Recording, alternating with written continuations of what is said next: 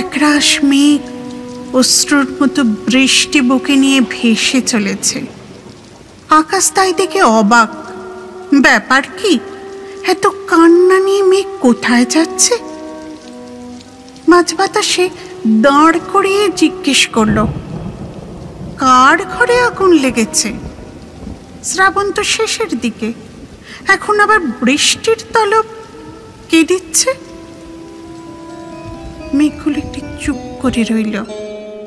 তারপর এক সর্দার গোছের মেঘ বলল, গেছো ভুলে?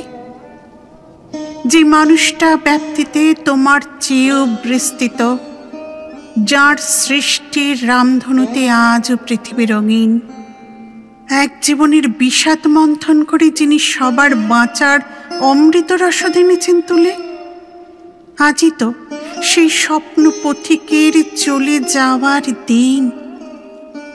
ভুলে গেছ তুমি তা আকাশ? এমনই এক শ্রাবণ সন্ধ্যায় পূর্ণিমা চাঁদ কত ম্লান হয়ে কেঁদেছিল, মনে নেই তাকে? বাতাসও সেদিন এক নিদারুণ হাহাকারে শুনেছিল কোটি হা হুতাশ। কতটা আঁধার হয়ে শোক নেমেছিল সেই কালো রাত। তুমি ভুলে গেলে নাকি? আকাশ স্তব্ধ হলো। তার মনে এলো সেই পরিচিত মুখ, সভ্যতার শেষ ঋষির।